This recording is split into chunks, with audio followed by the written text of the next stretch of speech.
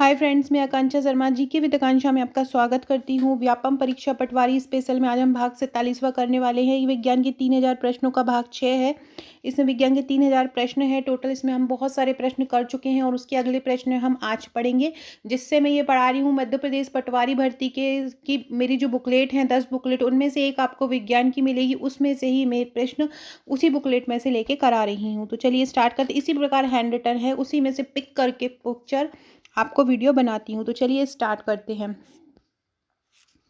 पहला क्वेश्चन है, गर्मियों में सफ़ेद कपड़े पहनना ज़्यादा आरामदेह होता है, इसका क्या कारण है? कारण है क्योंकि वे अपने ऊपर पड़ने वाली सारी ऊष्मा को परावर्तित कर देते हैं।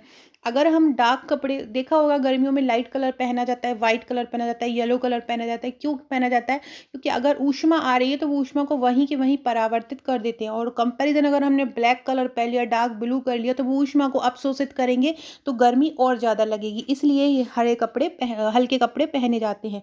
अगला क्वेश्चन है, जब किसी बोतल में पानी भरा जाता है और इसे जमने दिया जाता है तो बोतल टूट जाती है। क्यों क्यों टूट जाती है? क्योंकि जैसे ही पानी को गर्म करते हैं तो वो क्या होता है, पानी फैलता है।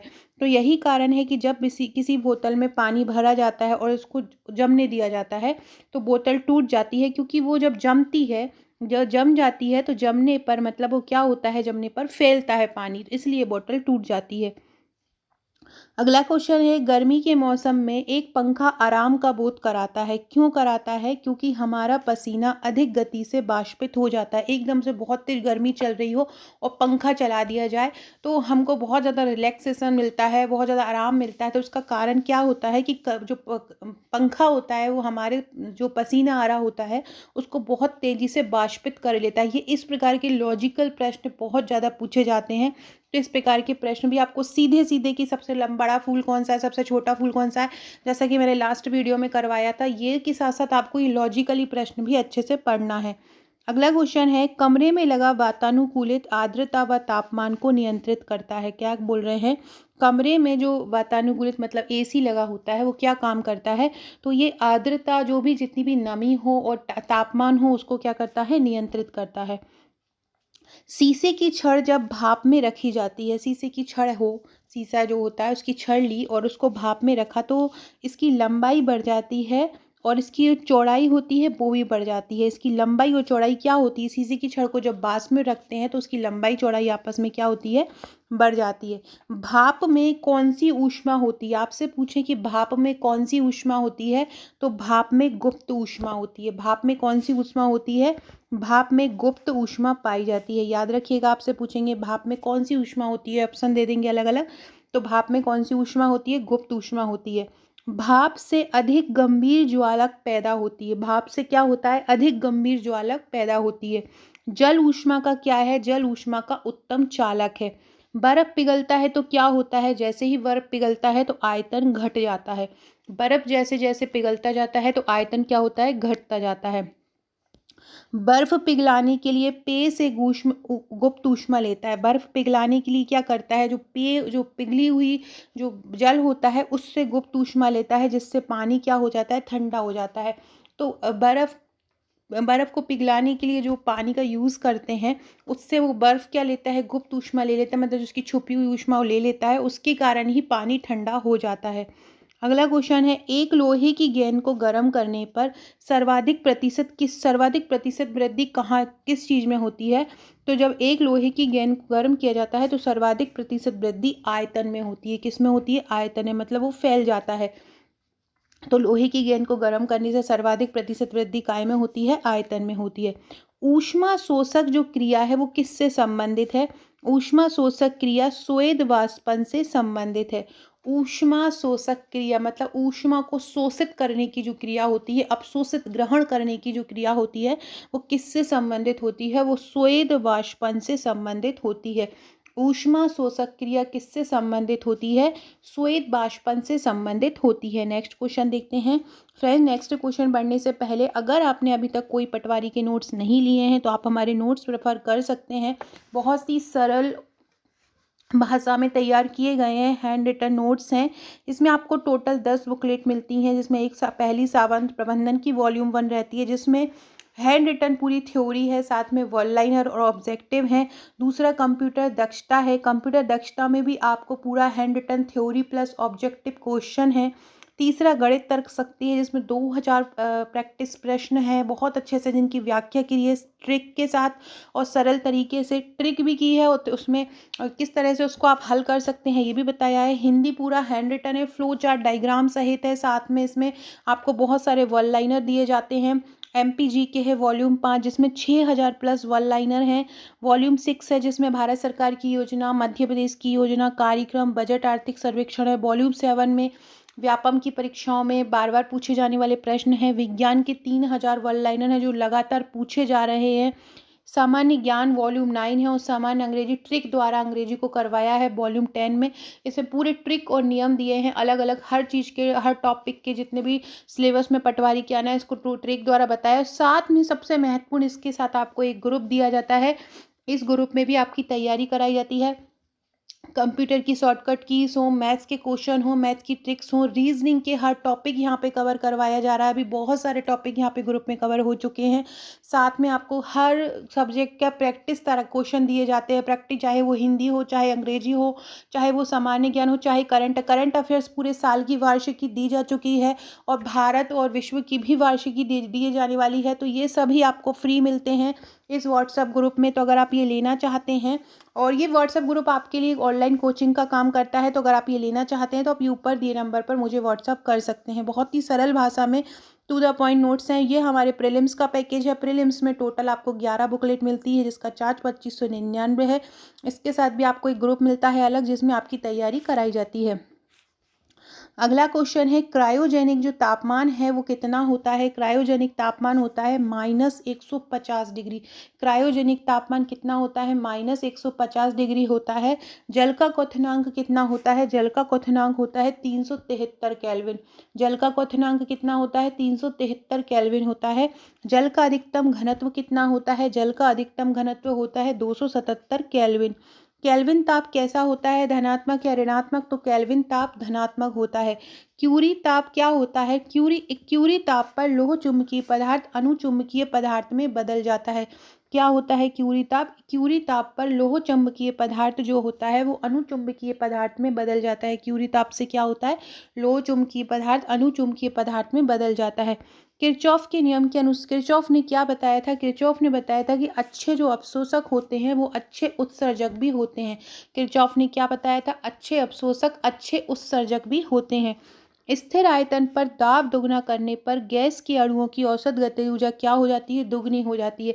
यदि स्थिर आयतन पर दाब को दोगुना किया जाए तो गैस के अणुओं की जो औसत गतिज ऊर्जा है वो भी कैसी हो जाती है? दुगनी हो जाती है। अगला क्वेश्चन है, संवहन द्वारा ऊष्मा का स्थानांतरण कैसे होता है? तो संवहन द्वारा ऊष्मा का स्थानांतरण गैस और द्रव में होता है। अगला क्वेश्चन है, हल्के रंग की जो ऊष्मा को, हल्के रंग जो होते हैं वो ऊष्मा को कम अवशोषित करते हैं। जैसा कि हमने अभी ऊपर पढ़ा था कि गर्मियों के दिनों में हल्के कपड़े क्यों पहने जाते हैं? क्योंकि हल्के रंग जो होते हैं वो ऊष्मा को कम अवशोषित करते हैं।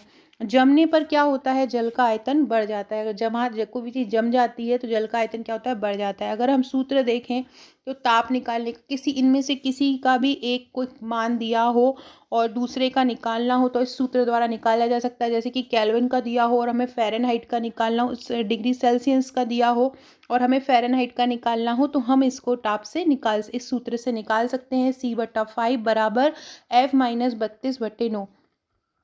प्रकाश ऊर्जा का ऑप्टिकल फाइबर में संचरण किस सिद्धांत पर आधारित है? पूर्ण आंतरिक परावर्तन। प्रकाश ऊर्जा का ऑप्टिकल फाइबर में संचरण जो है वो किस पर आधारित है? पूर्ण आंतरिक परावर्तन पर। वापसी की शक्ति किससे संबंधित है? वापसी की शक्ति जो है एल्बिडो से संबंधित है। वापसी की शक्ति किससे संबंधित है? एल्बिडो से। सूर्य पृथ्वी से कितने किलोमीटर दूर है? 15 करोड़ किलोमीटर सूर्य पृथ्वी से दूर है। सूर्य का प्रकाश पृथ्वी तक आने में कितना समय लगता है? 3 लाख किलोमीटर पर सेकंड की गति से सूर्य का प्रकाश पृथ्वी तक आता है। सूर्य का प्रकाश पृथ्वी तक आने में कितने समय में सूर्य का प्रकाश पृथ्वी तक आ जाता है? तो ये लेता है 8 मिनट का समय। कौन सा वेग सबसे अधिकतम होता है? प्रकाश का वेग अधिकतम होता है। प्रकाश का वेग कैसा होता है? अधिकतम होता है। लाल प्रकाश की तरंग दैर्घ्य बैंगनी से ज़्यादा होती है। लाल प्रकाश की तरंग दैर्घ्य कैसी होती है? तो लाल प्रकाश की तरंग दैर्घ्य बैंगनी रंग से ज़्यादा होती है। तारे क्यों टिमटिमाते हैं? तारे अपवर्तन के कारण टिमटिमाते हैं। तारे क्यों टिमटिमाते हैं? तारे अपवर्तन के कारण टिमटिमाते हैं। अगला क्वेश्चन है, कौन से प्रकाश में आपसे पूछे कि उच्चतम ऊर्जा होती है? तो नीले प्रकाश में उच्चतम ऊर्जा होती है। इंद्रधनुष के दोनों किनारों पे कौन सा रंग होता है? तो सबसे पहले वह बैंगनी होता है और सबसे लास्ट में लाल रंग होता है। इंद्रधनुष में कौन कौन से रंग और होते हैं? तो नीला, हरा, पीला, ये भी इंद्रधनुष के रंग होते हैं जो बीच में होते हैं।